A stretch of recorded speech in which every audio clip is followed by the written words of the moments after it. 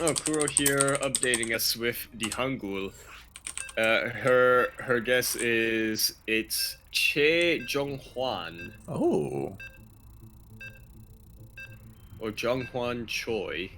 Yeah, yeah. As a reminder, Choi isn't pronounced Choi. Pronounced Che. Yeah. Yeah. See, the thing is, well, I guess this is. Yeah, actually, now I was thinking about it, I'm the dummy. I was gonna say like, no, it's pronounced Che because Crank says it's pronounced Che, but then there was one time I told it to Milk, and he's like, it's actually Choi. Well, I mean, Milk is like a fake Korean though, so. That is also accurate. And speaking of Korean but not Korean, here we have it on Eternal Empire, Ile, down in the bottom left-hand corner of the map, spawning all the way in the bottom left-hand corner of the map. We have the Red Zug player all the way from the land of Taiwan. Man, oh man, this is the guy. This is the Cannon Rush defender of all Cannon Rushes and whatnot. Gonna be representing Jin Air Green Wings Jaguar. We have Rex.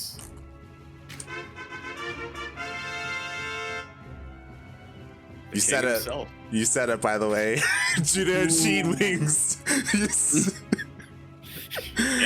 Yeah. It's Jin Air Green Wings. It just flows off the tongue. It just flows off. Like you just want the jeans. That's it. Exactly. It goes with the denim jacket. It does. It does. And spawning in the top right-hand corner of Eternal Empire LE, we have the other Taiwanese player, the Taiwanese Protoss player, representing Alpha X. It is Nice.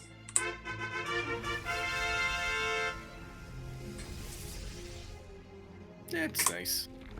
It's nice. It's just nice. And Yaku, I think that's probably something that I'm never gonna forget about Rex. Like just his like flawless cannon rush defense against SOS. Like just Yep. Yeah. Well, against SOS amongst other players, the series that I think of when I think of Rex's cannon rush defense is the series against Probe. Yeah. Yeah. Exactly. But Probe. One of the nobler agents of Shield. One day decided, you know what? Heck it. I just finished my exams. I'm gonna have fun. I remember 3 games in a row worked out well for him once. Didn't work out too well for him in the other times. That was the day we realized that he had been corrupted by Hydra. that was the day. And he was no longer like a full-fledged agent of Shield. I think he's under probation or something. Dongwon. I don't remember his last name, the root player. I just remember the Dongwon. That's all the important part. That's the important part. It really is. We need to somehow like bring him back and make like a team or like have a photo or something with like all the Dongwons. With a can of tuna and a centerpiece. Yep, exactly.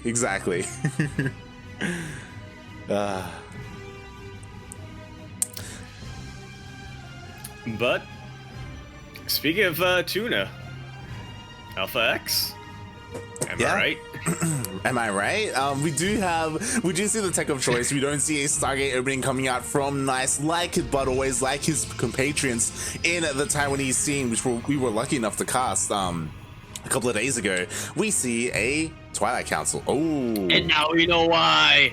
Wow. And now we know the reason why. Nice, he is not going for those Glaive to Depths. He's going straight to the Dark Shrine. Yeah, and I have to wonder. Yeah. I have to wonder how much of this is just Nice's go-to play, or if this is a response to the fact that Nice knows that Rex, he's a little reluctant to sort of waste money, so to speak. He really likes cutting his corners, getting to a solid part, getting his economy nice and solid before he starts throwing down defenses. Yeah. I mean, he definitely is. Like, again, it kind of comes down to your scouting information, right? Like, so far, he does have some overlords in position, but he hasn't gone in quite yet. We're already past the 4-minute mark. I do like that Rex, like, I don't know if you see, but I love the minimap play. We have Lings all over the place, which are going to be scouting any Warp Prism heading across the map. So that's nice. Oh, yeah. But he needs a little bit more than that. He needs to get in there. He needs that Overlord Scout, and it's quite slow. There's no Overlord speed on the way. There, yeah. Which is a little odd for me from where I'm looking at it. Like as a Terran player, normally I imagine, or normally I'd expect a Zerg player to get humanized carapace earlier on, unless they were saving that gas for something, which I'm not sure Rex is doing right now. Oh yeah, and okay, to be fair, like he's basically getting ready for adept defense. Like he has all these spores defensively, he has all these lings, and it looks like the adepts they shade in, they're gonna get some drone damage. Oh, but he has to target them though. They're right now targeting a queen, yeah. which is just taking forever to die without these slaves. Meanwhile, the DTs. See the DTs though. Yeah, they are revealed, as in he does hear the swipes. There is detection protecting all the bases, but oh, I love this. Wow. Yeah, blocking a ramp. That is not an easy place to get detection on and to really start attacking. The links can't come down. Especially worse. It does mean the links can't come down. Oh, and that's what makes it especially worse for these DTs. Yeah, exactly. But the roaches, they are starting to trickle in as well. So these DTs, they're not going to find too much damage done here. I mean, they're going to shave off a couple of links, which is nice. But yeah, that's going to be it. Yeah, for the most part anyway. Now that that lair is coming down, Rex is going to have the ability to get some overseers out. And once you do that, the DT harass is basically done. Yeah, not pretty the much. end of the world. Next could always morph them into Archons, which he is doing right now, but still, he was really banking on getting a lot of economic damage done there. Oh yeah, definitely. Like he wanted to do something with those DTs, and so far it was just killing off lanes, maybe a handful of drones here and there, not too much damage at all. Meanwhile, we do see Burrow was being researched, but I think it was cancelled. I think he realized it was a bit of a misclick, and he is investing into that roach speed. So far, Rex was able to defend quite well, maintain his economy. I feel like he needs a fourth base pretty soon though. I'm still in counterattack. I don't think Rex is getting a fourth base anytime soon. Like, although you should get one once you put it out. Although he should get one, yeah. I mean, this is a really nice counterattack, especially because there's nothing really here. There's like a single stalker. Like typically you see like a couple of adepts or like a sentry. But what with this shield battery? Oh. Yeah, he's still getting he's just targeting it down. Correct, I have to say. He is targeting it down, and yeah, because it's still warping in, this shield battery cannot help whatsoever. These Zealots are definitely a big boost, though, and so are the force fields. Nice, really doing a good job keeping that that Nexus alive, and now that's done, time to spam shield battery on it. Nice. I guess you don't really spam it, do you? You can get once.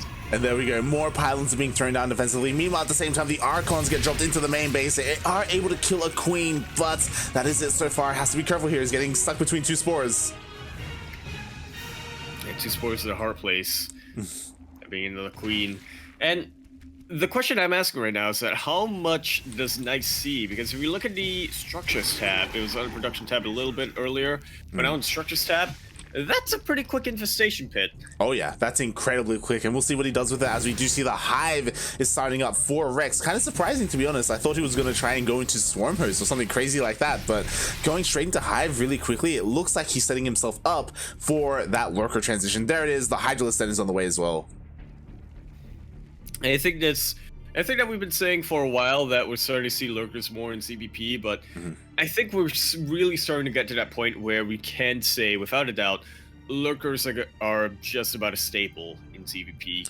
Yeah, I was actually talking to Darkness about it, about how like the Korean scene is a little bit slow in the meta, but like ZvP is slowly gearing more towards less Ling Bane Roach Ravager and more just going straight into Hydra, Lurker, Viper. But we'll see if the game lasts that long, as we do have Nice here applying pressure at the fourth base. Yeah, nicely done.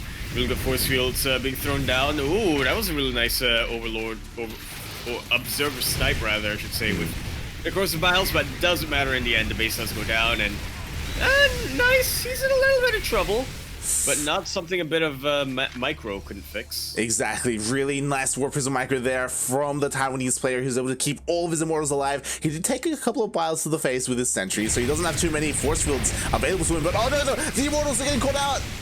Come back, Warp Prism! There's no recall, no Warp Prism there. The Warp Prism actually did come back, so... Yeah. Yeah, the Immortals are going to stay alive. Oh god, that was so close. That was really nicely done by Nice. He was able to keep his Immortals alive. If he lost them for free, like, that would have been devastating. Meanwhile, Rex, he's still stuck on 3 bases. He's trying so desperately to get his 4th up and running. And we do see, there we go, the Hydralisk Den is done. The Lurker Den is about to finish up as well. And what does Nice have against this kind of Lurker tech army? Immortals. Yeah, Immortals are okay. Archons as well, they're kind of tanky. They can take some Ravager Spines to the face and still live to tell the tale. The Colossus will help, but yeah, not too many. And like, what you really want is like either Disruptors or Storm. I mean, is there any good solution in ZvP for Lurkers, or in PvZ rather? Sky Toss. There we go. Easy cover. And you know what? If this was Starduck, we were guaranteed Sky Toss. If it was Starduck, he would have won this game long ago with a mothership. Exactly. Yeah, but Nice. He does want to distinguish himself a little bit there. Just not as big of a fan of these Stargate plays as his peers are. Yeah, he has his own style of play, and I mean, it can still work. Like, he is still threatening here outside the 4th base of Rex. Rex, though, that 4th base did finally finish up for him. He's taking a 5th as well behind this. Like, he desperately needs those bases, but here we go. The fight is happening here, and there are Lurkers in position. Yeah, they are really doing a really good job of zoning this army out. You know, making sure they can't really get a concave, but I'm not sure it matters too much. These Lurkers, you're zoning, but you're not really doing much other than that, and the rest of Rex's army, well, it's just not impressive. Yeah, that's the thing. Like, Nice doesn't have to push into this. Meanwhile, at the same time, as Nice is getting a little bit distracted here, we do have a massive Ling run by as well, and Nice is getting cornered a little bit. Yeah, he does really have to be careful about these sort of chokes up this ramp, especially when there are that many Lurkers involved. Oh, and in the end, the Ling run by didn't really do too much, but it will get a couple of workers. I think a shield battery overcharge was used, as again the majority of the Lings did go down. Actually, more coming as well. Oh god. Yeah, and to facilitate that, a nice warp in of Zealots. Uh oh, and what's really here to protect the Lurkers? Not a whole lot. You had a couple of Roach Ravager, but guess what takes out Roach Ravager? Immortal Soccer. Exactly. The buffer for the Lurkers went down, and now there's only a handful of units really protecting them. There is an observer here, there is detection, and all the Lurkers are going to be going down. Just like that. And this is a lot of momentum Nice is riding on right now. I can't imagine Rex coming back from this unless something crazy happens. Exactly. Like you said, Ling run by to force Nice back. Yeah, like, you need something to go for Rex, but like, because of the detection, because of the 3 observers with his army, like, no Lurkers are going to be enough here, and the army of Nice pushes through. GG. GG. Nicely done. Game number 1 going to be taken by our Taiwanese Alpha X player. Nicely. Nicely. Well, actually, the player is nice. I mean, like, nicely done, if you will. Yeah. There you go. There's no player named Nicely, to my knowledge. I don't believe so. I don't believe so.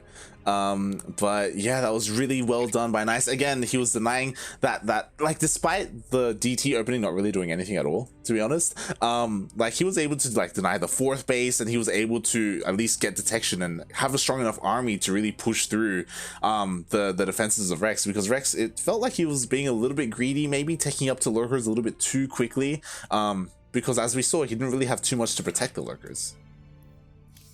Yeah, he definitely did not. I think, I don't know, I have to wonder if that engagement would have gone differently if he didn't send those Lings to counterattack and instead use them to fight Nice, because I think what he was going for was hoping that, you know, Nice would sort of be forced back to deal with those run-bys, but yeah, in the end, he just stood his ground, he warped in the Zealots, made sure he had a choke point that he could use, and there we have it. Nice. Yeah. Just continued on. Yeah, especially because, like, now that I think about it, because of the main army composition of Nice, Lings actually do really well against Immortal Stalker. Like, Lings are what you want against that, really, to help support the Roach Ravager. So, yeah, that really could have changed things. Definitely could have, but that is always going to be a could have. But from now, we are going to be having a what will. In the top right-hand corner of the map, spawning in the top right-hand corner of Everdream LE, EDLE Edla, we have the Red Zerg player going to be representing General Green Wings Jaguar, all the way from the island of Taiwan. He has recently qualified for DreamHack, so this is our little prelude to that. And we're going to give it up for our Red Zerg player, it's Rex. And spawning in the bottom left-hand corner of Everdream LE, we have the other Taiwanese player, the Taiwanese Protoss player. He didn't have to qualify. He was directly seeded in due to his DreamHack summer performance. We have, representing Alpha X, it is Nice.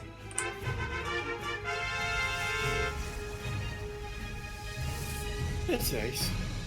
It's nice. It's nice we didn't have to go through the qualifiers again. Definitely. You know, you get that time to like study your opponents, to watch the qualifiers. You can like focus on your practice, and you don't have the stress of going through a qualifier as well. Which, by the way, Quirky and I were incredibly stressed because I don't know if you saw, but our boy Joey, Go Joey, he like it was a little bit, you know, it was a little bit close there. He had to go through the very final qualifier where only one player was going to advance. But we all knew it was gonna be Kevin Liu. Yeah. Yeah, the entire time we were very much so cheering for our boy, and Go Joey, he did manage to qualify through the Taiwan home qualifier, final qualifier. It was so close, so cutthroat. Unfortunately, he had to go through Beastlork and Seorus to get there, slaying them along the way. But yeah, it was great to see. And as you said, like these two players, they're going to be facing each other in the main event in the playoff bracket of Taiwan, Hong Kong for DreamHack. So yeah, we'll see how they do. Again, like it's hard to say whether Rex is like playing his hardest right now or if he's like, you know, hiding some builds for DreamHack. Yeah, and I guess you can just kind of look at how the game's going to be played and you know, come to your own conclusions from there. Yeah. I think what's important is depending on how the series goes. Like so far, Rex has been playing pretty reactively. Like he hasn't really like been dictating the pace of the game, going for like these big all-ins or anything like that, anything crazy. And that's probably the sort of stuff that like you would be saving. Like if you play in a tournament like this, like you just play your straight up standard game. If you win, you win. It's like those special builds, the Miyamika-esque mind game sort of stuff that you save for the main event. I feel like the Miyamika stuff is the other way around, to be honest. Maybe it depends on the player, I guess. It definitely does. Speaking of depends on the player, you can tell that this player, depending on whether or not it's nice, you'll know if you're going to be seeing any Stargates out. Yeah, we'll see. As there are no Stargates, we see the Twilight Council is on the way, Glaive's on the way as well. So this time, no Dark Shrine. It's going to be a straight up Glaive Adept. That could still be a Dark Shrine follow-up behind this, but yeah, when you're throwing out 4 gateways at a time, and you're researching Glaives, it's a little expensive to get a Dark Shrine as a follow-up. Yeah, I mean, you definitely can, right? There's a lot of different kinds of follow-ups, but as Rex is getting into the main base with this slow overload, it looks like he will be able to get behind the mineral line, and he sees everything. He sees the gas count, he sees the gateways, he sees the Twilight Council. You should be able to deduce that this is Glaive Adepts. Yeah, and how is he going to repair is going to be our next question. The Roachborn is about halfway done. Yeah, it is, and he's droned up to 44 workers, which maybe is a little bit too much, but again, he has to focus on nothing but what army right now, and he was a little bit supply blocked, actually. That's why we had 3 overlords in production for a moment there, and we'll see if he has enough. Okay, he doesn't commit to the shade. Yeah, it's going to be step 1 of Rex's defense plan here. Nice, yeah. Continuing to just warp in more and more. This is step 2 to Nice's attack plan. Exactly. He's like, yes, I'll wait for him to make those shades, and he has a really high link count. Again, this will deal with the shades if they commit. Meanwhile, the queens are here to stop the warp prism from advancing and, you know, being a little bit too ambitious. 1 queen does go down though, but as the game progresses, here we have the roaches coming into play. Yeah, that we do. That we definitely do, and quite not too much of them. Only 5 in the moment, but 8 more are on the way. And 13 might not seem like a lot, especially for roaches. But when you have when you're up against this amount of I almost said Athenians, of adepts, anything counts. Exactly, and just like that, every single ling just got evaporated by the adepts. It looks like they'll commit to the shade, going to the third base, and now drone damage is starting to be done. Again, no more lings, only roaches and queens here, and there's a little spot there where the creep isn't quite connecting, so it takes a while for the queens to get here to the third base. Meanwhile, he shades again, going back into the main. Yeah, back and forth, back and forth. This is what adepts like to do, is really picking apart the roaches like that. Started out a couple here and there, but is it going to be worth it, though, in the end? Yeah, we'll see. There are lings at the third base, lings in the natural. It looks like there are enough adepts here to focus fire all the queens down. Meanwhile, the adepts are actually, they're going toe-to-toe with the roaches, which isn't ideal. What's important, though, is that right now, Rex, like, he has so much lost mining time. Like, the drones, they've just been moving the entire time. And as I say, a moving stone gets no fans. Gotta roll with it. Yeah, that's what they say. As we do see all the war prism, because all the queens went down, it looks like the war prism managed to get into the mineral line, into the main base, and more adepts are being morphed in, and now the drone damage is being done. Yeah, I mean, at this point, Rex or Nice Rider can really do whatever he wants. He can really start to target down, you know, that hatchery or even more than that. But instead, he's still going for drone damage. He is a fisher, man. GG is called. There we have it.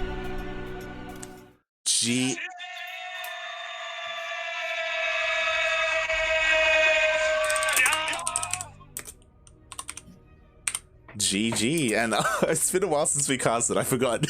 I forgot that that's what you do at the end of the series. Like how Yoda was really anticipating it when I cast it with him. Fortunately, he wasn't aware that I only do them for end of series. For the end of series, yeah. Yeah. Oh boy, and just like that, Nice again solidifying himself as you know, one of the best, if not top 2 of his country, 2-0ing Rex. 2-0. And I lied, I heard that as owning Rex there. I was like, that's harsh. But it didn't very much look like he was in control throughout that series. Yeah, pretty much. Nice, someone who knew what he was doing. Yeah, again, Nice. He was just going for his builds, and at least in game 1, I feel like Rex, he handled it pretty well. The opening, game 2 though, yeah, he had some issues. When it came to handling those glaive adepts, like, it started okay, but towards the end, again, I feel like once all those queens went down, like, that was it. Like, now the war prism just can do whatever he wants.